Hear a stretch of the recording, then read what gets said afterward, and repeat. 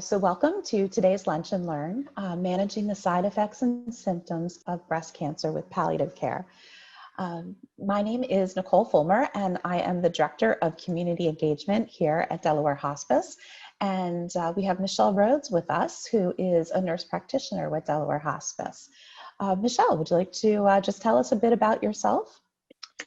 So I am a nurse practitioner who does both hospice and palliative care for the organization. My background is actually pediatrics. So I have 30 years of pediatric experience before I decided I needed a change, and it was a big change. I'm retired from where I was and started working just per diem. I was actually, when Nicole, it was unbeknownst to her, I am a breast cancer survivor. So when she asked me to help out with this, it really kind of just was a fluke, but a fun, I was excited to help. So I was actually, so this is every year, although not this year in the COVID world, there is no breast cancer walk, but every year since I've been diagnosed, which was 17 years ago, I get a team and we do the Making Strides walk in Wilmington. So I have been lucky enough to have a lot of support, and we do a lot of fun with this, and I've probably raised close to $50,000 in 17 years. But I guess what I want to stress is, if you're diagnosed, there's a lot of support out there, palliative care, which I didn't know about at the time. But prevention and early detection, I was 40 years old and this stage 3 triple negative. So I'm very lucky to be in the situation that I'm in. So that would be my big point. Well, first of all, congratulations. I mean, that is unbelievable. I'm just, so proud. My mom is a two-time breast cancer survivor. So, it does hit close to home. And thank you so much. And again, I had no idea when Jen and I were chatting about this. We're like, let's call Michelle and, and have her join us. So it worked out, and I'm truly excited. And I think we're very blessed to have you, particularly for this Lunch and Learn. Thank you. I love this picture. Now, is that a lot of your family and friends? It's both, actually. So my kids, my 2 adult kids, and my daughter-in-law and my 4 grandchildren, I believe, are all there. My husband, and then the rest are friends. Yes. Now, is that you with the cape on? That's me with the cape. Yes. Okay. It's my I love it. Like superhero cape. That's great. So let's just get started. We'll talk a little bit about what palliative care is, because there are a lot of people that have never heard the word palliative. I was one of them. I'm with Delaware Hospice just over a year. And I can say I never knew what it was. If I heard it, I think I thought it was like hospice care. And, I mentioned my mom is a two-time breast cancer survivor, and my dad had cancer 3 times before he died. And never once was this something that ever came up. And it's something that we really want to raise awareness of. And, palliative care is really that extra layer of support for someone that has a serious illness and that is working on curative treatment, and really about managing those symptoms, improving that quality of life for not only the person or the patient, but also the entire family. And these are just some of the bullet points, some of those key components of palliative care. I just mentioned about helping the families and the patients when they're dealing with a serious illness. And it's in-home support, which I think is so wonderful because, I remember with my mom, and I'm sure, Michelle, you can attest to this, when you're going through treatment, it's debilitating. And, sometimes just getting out of bed can be difficult, yet alone trying to go to a doctor's appointment. So to be able to have that support, have a nurse practitioner be able to come to your home, it just absolutely can mean the world and help you so much and your family. Now it could be, we have here, meet you where you live. Oh, you want to jump in there, Michelle? Go for it. No, that's all right. Go ahead. I'll jump in before we go to the next slide. Okay. And home can be wherever, you or a loved one is, whether that is at home or a nursing home or a hospital. And the nurse practitioners do such a wonderful job in talking to everyone involved about what your illness is, what's coming down the pike, and they work with your team, your physicians, and your specialists, and really can coordinate that effort for your goals and your plan of care. Again, managing the pain, the symptoms, the anxiety that comes along with that. And palliative care is something that is available at any stage in the diagnosis and at any age.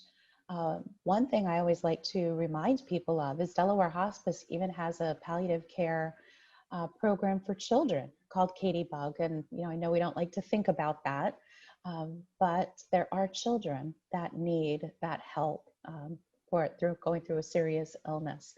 Palliative and Bug is also hospice care.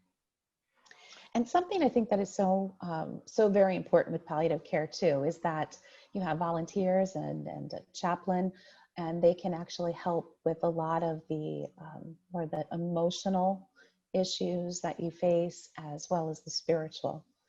Michelle, you have a lot of experience with this yourself, and also in working with patients. And I'd love to, have you share maybe some examples or some additional thoughts.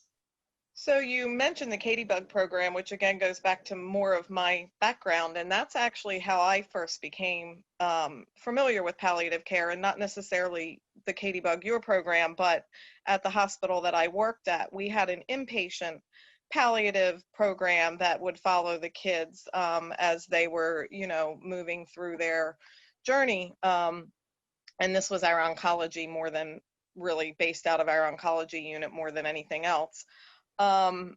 Although I would say that we have palliative, we do have, a high oncology population, but we also have a huge population of COPD patients and Parkinson's and dementia, Alzheimer patients. So it can, it's a whole scope of disease processes. And I think this slide really pretty much says it all. And I guess one of the big points to me is that it's a big part. One of the big keys here is collaboration. So the patients can still get their treatment, follow all of their specialists, and then they have the nurse practitioner, the provider, to collaborate with everybody and kind of pull things together and make sure everybody's on the same page. Because a lot of times with the, different treatments, particularly like breast cancer, where you might be having chemo and radiation and a lot going on at once, to keep everybody in tune with what everybody else is doing. And the other thing is, I think that, we can focus on the symptoms and not the signs and symptoms and side effects, and not necessarily on just the treatment process. So it gives us that little, different perspective on what to look at. So. And when is the best time to actually involve palliative, to make that call? Well, again, I think you're right. It can be in any stage, but I think the earlier you get palliative involved, the better off you are. Just again, to have that whole team available for collaboration as the treatment process moves throughout the different phases. So, and to maybe, be proactive in prevention of a lot of the signs and symptoms instead of trying to catch up with them later. That's a perfect segue, since the next slide is all about those symptoms and side effects. So I have a few of these listed here, if you want to touch on any of those, or if there's any that I missed.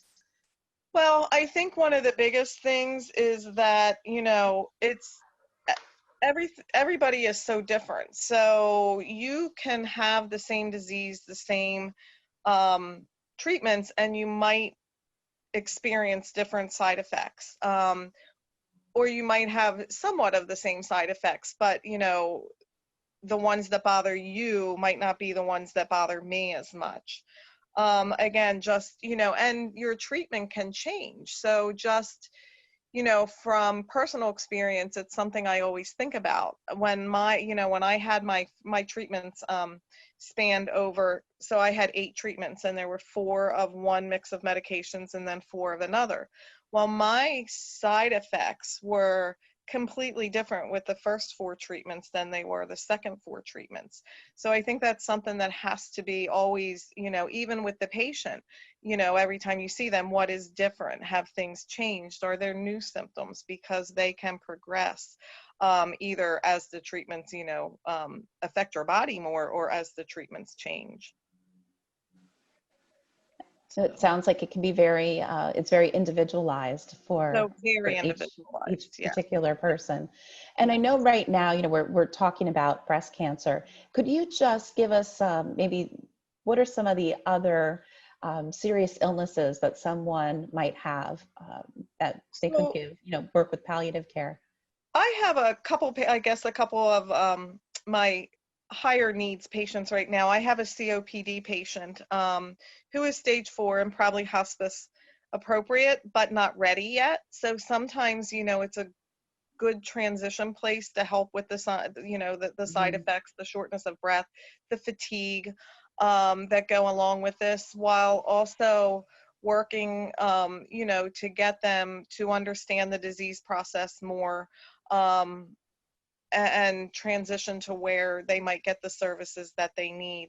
The other thing we see, I mentioned earlier, was, dementia, Alzheimer's is a tough one for people to get, and they need the support. So that's another one. And then the Parkinson's, because a lot of people, while they understand the Parkinson's and the movement disorder piece of it, don't understand the related hallucinations and agitation and other side effects that come with it. So education and counseling on the disease process is another really big piece of it. And you kind of sometimes have to work into that, figure out how much initially the patient knows what they want to know, and then work with that and progress as the patient and family are ready. So it's also a very family centered program. Yeah. I wish we would have known about this as a family, years ago. I think it would have been so helpful because, it felt like we never had everybody on the same page, even with Right. the team. Yeah. I'm going to just pause here. Kathy, do you have any questions as we've gone through this? No, I was just as a volunteer. How would you recommend someone to join the hospice palliative care? That's a great question. And, anyone can make a referral into a palliative or hospice care. So it's just a matter of making that phone call to Delaware Hospice, or it can be even done online if someone feels more comfortable. Okay. I don't know anyone, but I was just wondering, how you went. Yeah, and I think that's something that with our staff and our volunteers too, is we're starting to really get out into the community a little bit more now. With the pandemic, it seems virtual, right now, but just to let people know about what the options are. I think one of the great things about Delaware Hospice is that we have so many programs, and there's a program for anyone, depending on where they are, with either serious illness or maybe they don't even have a serious illness. I had a woman yesterday actually who asked me, I'm probably going to need this at some point in my life. What do I do? And, I advised her, I said, we can just start having conversations about your end of life care. What is it that you want toward the end of life, and help people work on an advance directive. And it's something that can be changed at any given point in time. But it's just an opportunity to, get to know Delaware Hospice a little bit. And, there's so many different programs, as you're well aware, Kathy. Yes. And go ahead, Kathy. Yeah. I'm sorry. I have no question. I'm just listening. Thank you. So no, that was cute. I think that you bring up a valid point too, with the goals of care. That's another thing that palliative has a big focus on, is the goals of care planning and helping patients through that process, and families. And before the whole pandemic situation, I was going out with Sarah a little bit to different long-term care facilities, assisted living facilities, and giving little, just, short little informal discussions on the benefits of palliative care and how they could help with those things. Yeah, it's truly wonderful. We have to figure a way out to get this news out. It's such an amazing program. See, my next slide. Oh my goodness, we're only at 12:30. But just we'll put some final thoughts. Go ahead, Beth. You have a question? Go ahead. Yes, I'm sorry. Because I came on this because I do have clients with breast cancer, but I also have dementia and Parkinson's clients. And how would I look at the requirement for palliative care when it says on a referral, it needs to be this, this, and this. Well, how is palliative care requirements? What are they for Parkinson's and dementia, Alzheimer's clients? I mean, I think that there's a like a wide range there, a lot of different things. I mean, everything from confusion and agitation to impaired mobility can be referral put as your diagnosis or your referral criteria. So, again, a lot of times with the Parkinson's, it's recurrent falls or immobility, increasing weakness.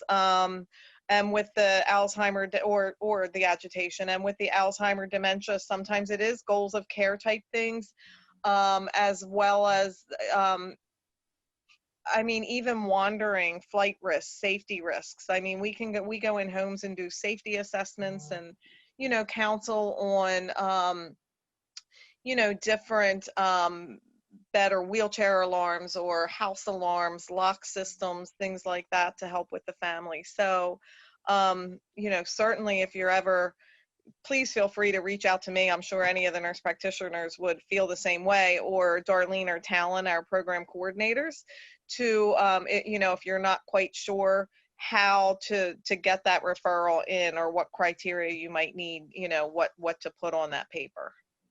And okay, I think thank you. one of the things that reminded me when you were talking about a lot about the safety is that you have a social worker on the team as well when you're on the palliative care. And I know that they just have so much to offer, so many of the resources and to helping people to make sure, the home is safe. I mean, sometimes we think of just childproofing, but I think it's important as people are older to really kind of senior proof things as well. Absolutely. And again, the social worker is because again, I have a hospital background. So going into the home environment was a huge change for me. And the social workers are wonderful with the community resources that are available out there, as well as support groups for the, again, the patients as well as the families, because sometimes, people they get overwhelmed, and the next visit they might say, I went on to, whether it's because now, it's all Facebook or Zoom or, but I went online and I got to be a part of this group, and I've only done it once, but it was so informative. I feel much better. I had a patient the other day, her husband has a progressive neurological disease. And she said, I had this guilt because I get frustrated and sometimes I feel like I'm losing my temper with him. And, she said, in this group, most people did. So now, it made her feel better that she, it was amazing to just think what, going onto a little Facebook group did for this woman. That is so important. We hear that time and time again. And, one of the things that I've seen is a lot more education for the caregivers.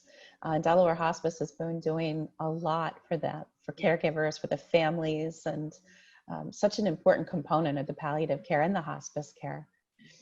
I have a question for you. How often would you go out to a home as a nurse practitioner if someone was on the program?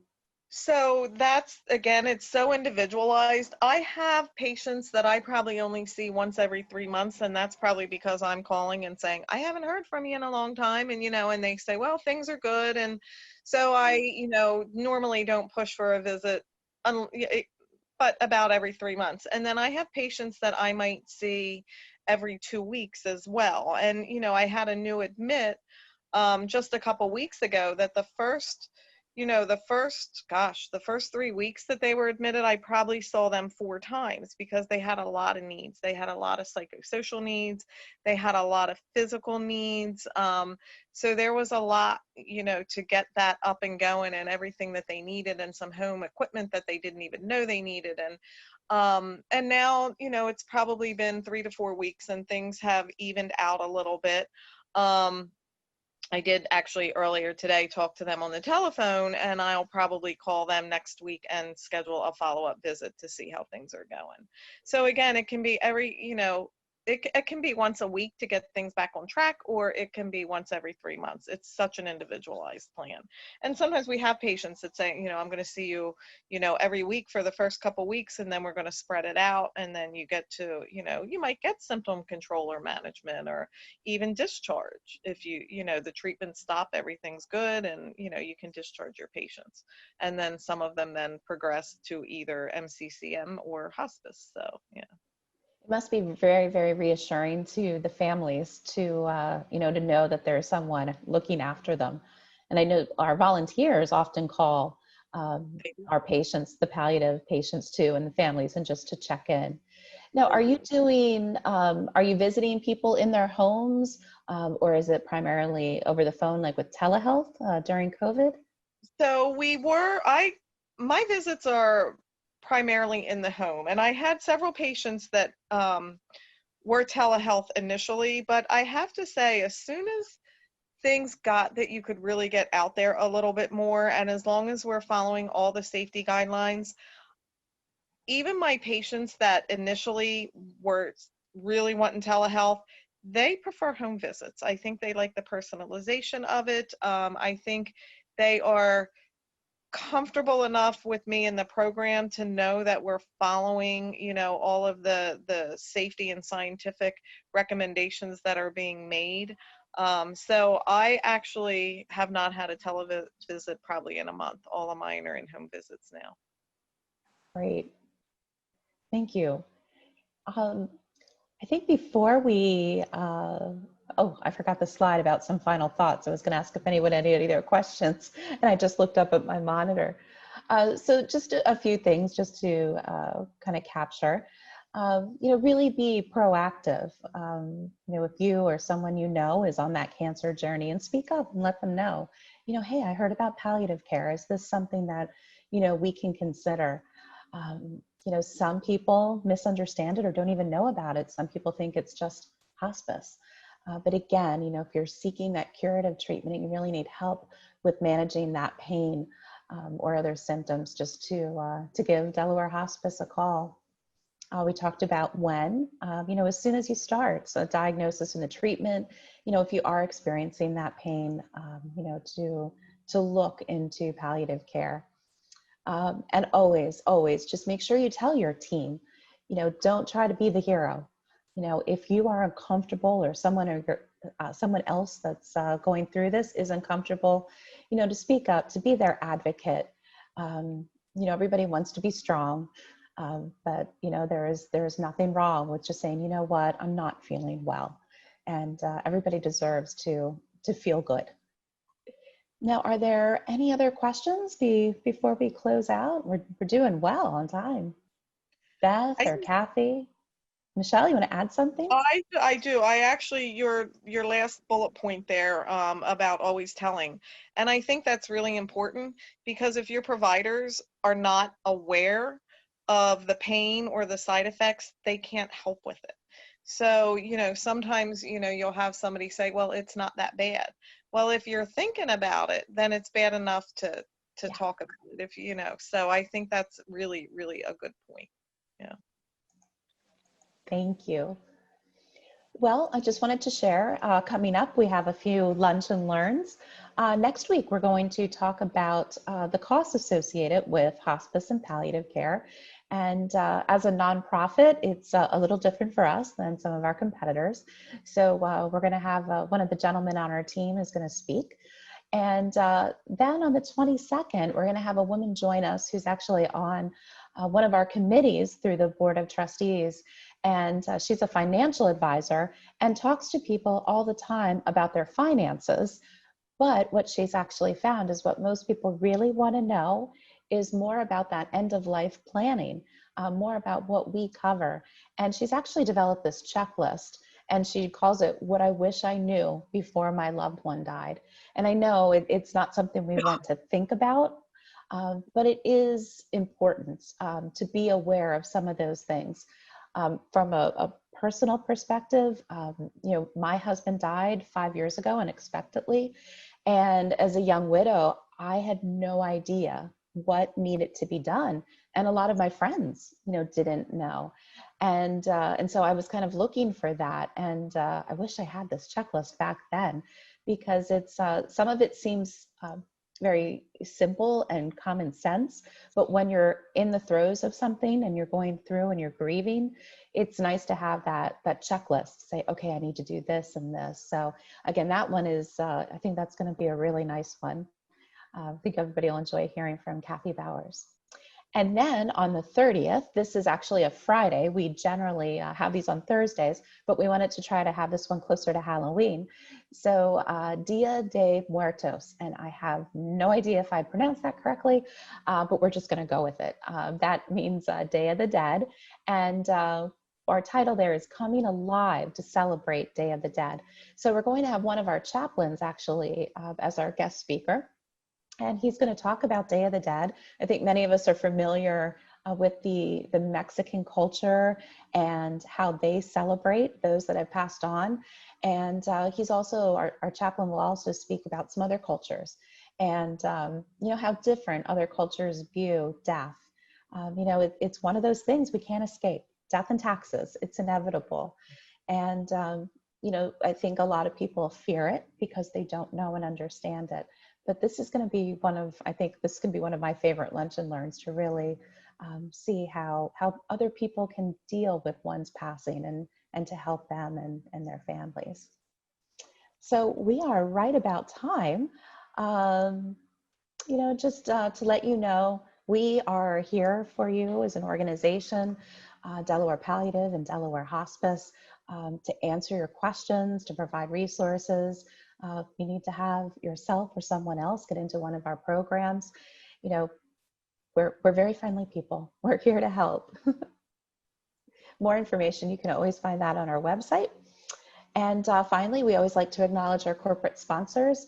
As a nonprofit organization, we rely heavily on our supporters and our donors, corporate sponsors who make a lot of things like this possible so that we can really get out into the community and spread all the wonderful things that our staff do in living our mission.